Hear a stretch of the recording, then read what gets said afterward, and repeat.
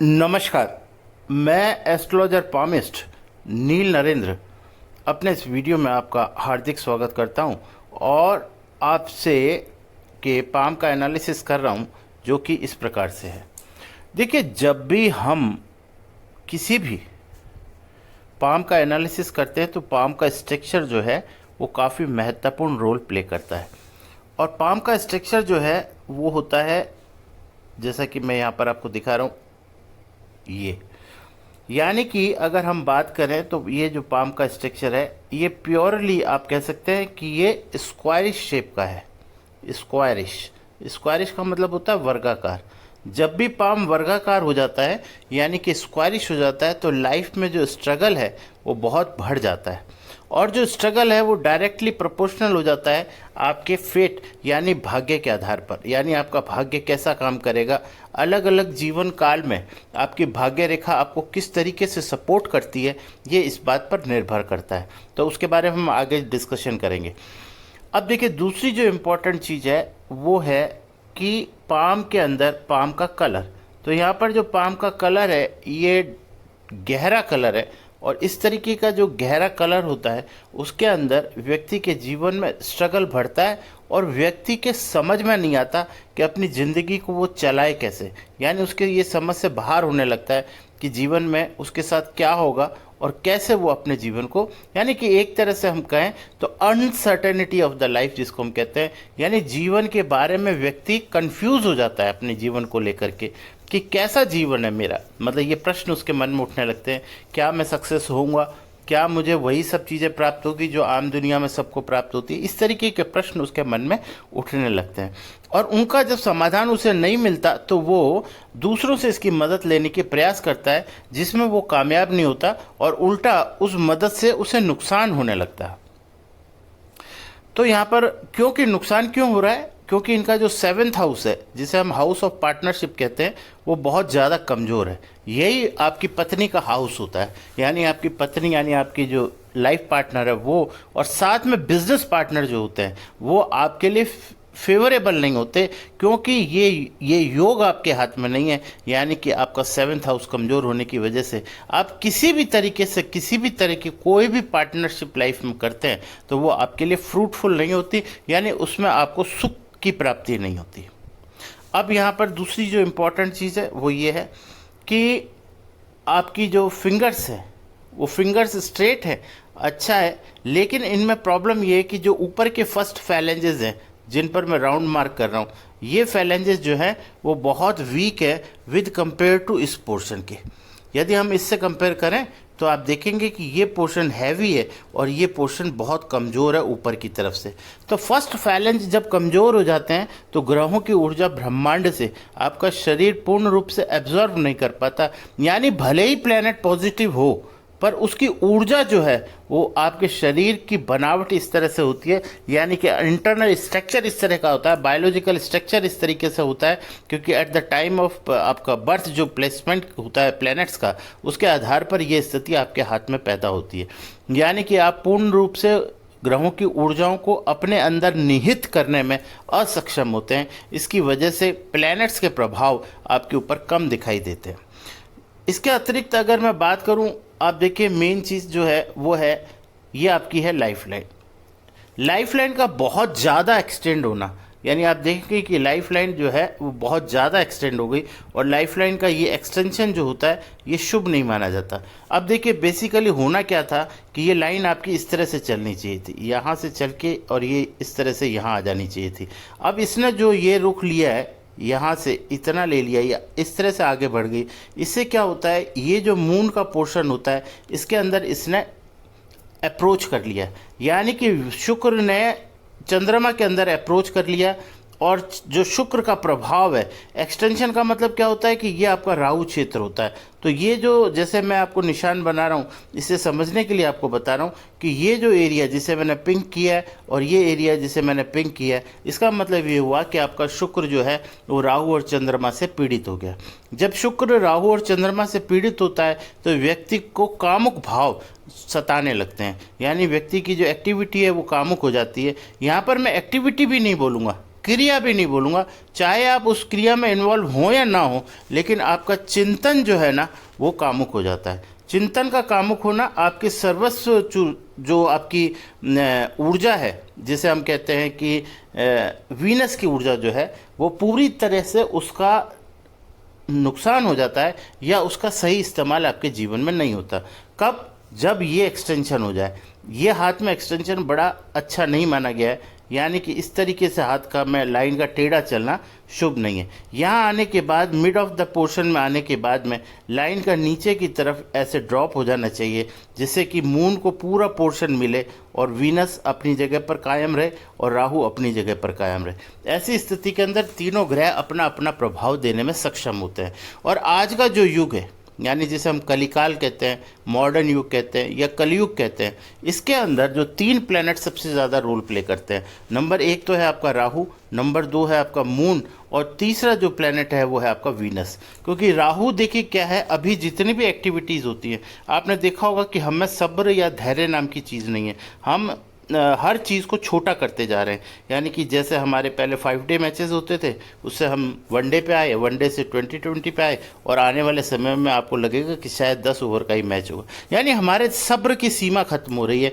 और ऐसे ही वीडियोस में भी आप देखिए कि हम पहले आधा घंटा 1 घंटे का वीडियो को भी तल्लीनता से देख लेते थे, लेकिन अब हमारा पेशेंस नहीं है। अब हम रील में भी ऐसा लगता है कि कितनी जल्दी ये खत्म हो, यानी 2 या 1 मिनट से ज़्यादा हम किसी विषय के ऊपर अपने आप को एकाग्र नहीं रख सकते। और ये है कार्य राहु का। राहु जो है, और साथ में राहु आपको जो आप देखते हैं और जो आप करते हैं उसमें जो चिंतन आपका बनता है वो नकारात्मक बनता है, और अप्रोच राहु ऐसा कर देता है जैसे पता नहीं आपके जीवन में क्या हो सकता है, जबकि ऐसा कुछ होता नहीं है। मून का राहु पर प्रभाव और चंद्रमा की युति के साथ में, यानी कि चंद्रमा की युति जब हो जाती है शुक्र और राहु के ये कॉम्बिनेशन से, तो व्यक्ति का जो भ्रामिक स्थिति पैदा हो जाती है, यानी व्यक्ति भ्रम में जीने लगता है। उसको लगता है पता नहीं क्या हो जाएगा, जबकि होता कुछ नहीं है। यहाँ पर मैं आपको क्लियर कर दूँ। दूसरी चीज़ यहाँ मैं आपको एक और क्लियर कर दूं, मैंने जैसा कि आपको कहा था कि ये पोर्शन में अपॉर्चुनिटी लाइंस नहीं है। इसका मतलब ये है कि ये प्लेन पेपर है, और प्लेन पेपर का मतलब ये है कि अगर आप एफर्ट्स नहीं डालेंगे और अगर आप सिस्टम को समझ करके नहीं चलेंगे, तो आपके जीवन में जो गेन है, गेन का मतलब होता है धन प्राप्ति का जो संकेत है, वो बहुत कम है। इसमें कोई कहने या किसी भी तरह का कहने से मैं परहेज नहीं करूँगा, क्योंकि ये हाउस आपका बहुत ज़्यादा कमज़ोर है, यानी बहुत ज़्यादा। और इसमें भी, इस हाउस में भी कैसे पैसा कमाया जाएगा, ये आप टेक्निक से कमा सकते हैं, अदरवाइज आप बिल्कुल नहीं कमा पाएंगे। आपकी पूरी ज़िंदगी ऐसे ही एफर्ट्स करते हुए निकल जाएगी और आप देखेंगे कि एक दिन जीवन समाप्त हो गया। अब ये जो बात है, अब देखिए ऐसा तो कभी होता नहीं कि भगवान किसी को मौका ही ना दे या उसके जीवन में अवसर ही ना हो। ऐसा सृष्टि का नियम नहीं है। सृष्टि किसी भी चीज़ में अगर कोई नेगेटिविटी डालती है तो साथ में उसके साथ में उसका निकलने का मार्ग भी डालती है। और यदि सृष्टि आपको बहुत कुछ देती है तो साथ में आपके विनाश का कारण भी बनाती है। यानी सृष्टि का बड़ा बैलेंस नियम चलता है। यदि आप बहुत ज़्यादा तरक्की कर रहे हैं जीवन में, तो आपको नीचे गिराने के लिए भी प्रकृति ने इंतजाम किया हुआ है। तो इसी तरीके से जो व्यक्ति बहुत नीचे है, उसे उठाने के लिए भी प्रकृति ने इंतजाम किया हुआ है। अब वो बात आपको कब और कैसे और कहाँ और किस समय समझ में आती है, ये प्रभु की इच्छा है, यानी प्रभु की कृपा कटाक्ष से यह संभव हो पाता है। अब यहाँ पर मैं बता दूं जो पॉजिटिव चीज़ आपकी क्या है।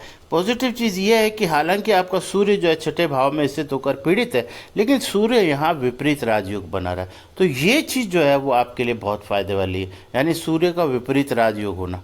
सूर्य का विपरीत राज यानी कि अंतर्दशा, प्रत्यंतर दशा, सूक्ष्म दशा, प्राण दशा, या जीवन में जब भी गोचर के अंदर सूर्य की स्थिति आपके फेवरेबल होगी, उस समय में आपको इसका विशिष्ट लाभ मिलेगा। और विपरीत राजयोग का मतलब ये कि अनएक्सपेक्टेड घटनाओं के द्वारा आपको फायदा होना, यानी कि किसी की मृत्यु हो जाने से आपको फायदा हो गया, किसी के एक्सीडेंट हो जाने से आपको लाभ मिल गया। ये विपरीत स्थितियाँ, इसको बोलते हैं विपरीत राजयोग।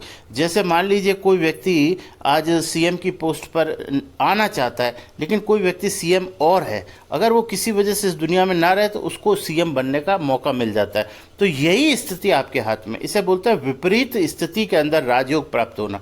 तो ये आपके हाथ का सबसे प्लस पॉइंट है। अगर आप इस बात को समझ गए, जो ये बात मैं आपको समझाना चाहता हूँ, अगर इस बात को आप समझ गए, तो जिंदगी में आप इतना कुछ हासिल कर सकते हैं, क्योंकि सूर्य के साथ विपरीत राजयोग बनना काफ़ी अच्छा माना गया है, क्योंकि इसमें बहुत जल्दी व्यक्ति को नेम फेम और मनी की प्राप्ति होती है। अगर इसके अलावा कोई और प्लेनेट होता तो शायद आपको इतना प्राप्त नहीं होता जो सूर्य की स्थिति के कारण प्राप्त होगा। बहुत अल्प समय में अचानक से आप बहुत तरक्की कर लेंगे, और इतनी तरक्की कर लेंगे कि बाकी का समय अगर अच्छा ना भी हो तो भी आप अपनी ज़िंदगी को बहुत आसानी से काट सकते हैं। ये मैंने आपको आपकी लाइफ का एक्स फैक्टर बताया है, जो नॉर्मली लोग बता नहीं पाते कि आखिर हमारे जीवन में अच्छा है क्या। तो सूर्य को ठीक करने की स्थिति के अंदर आपको फादर का सम्मान और थूकना नहीं चाहिए कभी भी, यानी किसी भी ऐसे स्थान पर नहीं थूकना चाहिए जहाँ थूकना वर्जित हो, क्योंकि थूकने से, जगह जगह थूकने से सूर्य जो है वो बहुत कमज़ोर होता जाता है। इसलिए आपको सूर्य से संबंधित उपाय अच्छे से करने चाहिए। इसके लिए आप चाहें तो मेरी मदद ले सकते हैं कि किस तरीके से हम सूर्य की ऊर्जा को इन्हेंस करें तो हमारे जीवन में हमें ये सब चीज़ें प्राप्त हो। पराक्रम भाव आपका बहुत स्ट्रांग है और आपका लग्न बहुत स्ट्रांग है। ये आपके दो और पॉजिटिव पॉइंट हैं। पराक्रम भाव मतलब हिम्मत ना हारना, लग्न का स्ट्रांग होना मतलब शारीरिक रूप से आप बीमार नहीं पड़ेंगे, कभी आपको बहुत ज़्यादा परेशानी नहीं होगी। तो ये जो चीज़ है ये आपके लिए ठीक है। लेकिन हाँ, हाउस 7th हाउस आपका ठीक नहीं है, क्योंकि 7th हाउस मतलब वाइफ यानी पत्नी, यानी वैवाहिक स्थिति यहाँ पर ठीक नहीं दिखाती। इस बात का आपको ख्याल रखना होगा। तो सिंपल सा अगर मैं कंक्लूड करूँ इसको, बजाय इधर उधर घुमाने के, तो सिंपल सी बात समझ में ये आती है कि यदि हम राहु का उपाय, सूर्य और चंद्रमा का उपाय कर लें और सूर्य की साथ स्थिति को मजबूत कर लें तो निश्चित तौर पर हमारा भाग्य बदल सकता है। इसमें कोई शक या गुंजाइश की बात नहीं है, क्योंकि उसका प्लस पॉइंट जो है ना, देखिए यहाँ पर एक सबसे अच्छी चीज़ जो मैं आपको बताता हूँ कि दो चीज़ें आपके हाथ में पामिस्ट्री के आधार पर बहुत अच्छी है। नंबर एक तो ये लाइन जो आपकी है, ये लाइन, यानी कि यह है आपकी फेट लाइन जो निर्विघ्न रूप से केतु से शुरू होकर सैटर्न तक जा रही है। और साथ में ये रेखा जो एक ये बुध रेखा है, ये रेखाएं जो है ना, ये बहुत ज़्यादा शुभ मानी गई हैं। लेकिन इसका प्रभाव आपको क्यों नहीं मिल रहा, उसका मैंने आपको कारण बताया कि कुछ चीज़ें आपके हाथ में, जैसे आपने कहा ना, ये वीनस ने आपको काफ़ी ख़राब किया है। ये देखिए, हाथ जब इस तरीके से कर्व्ड हो जाता है तो ये स्थिति ठीक नहीं मानी जाती। हाथ का कर्व होना आपकी एजुकेशनल क्वालिफिकेशन या आपकी एबिलिटी या आपके अंदर कुछ भी पॉजिटिव चीज़ है उसका आपको जीवन में लाभ नहीं मिलता, यानी कि आपकी सब एबिलिटीज़ धरी रह जाती है।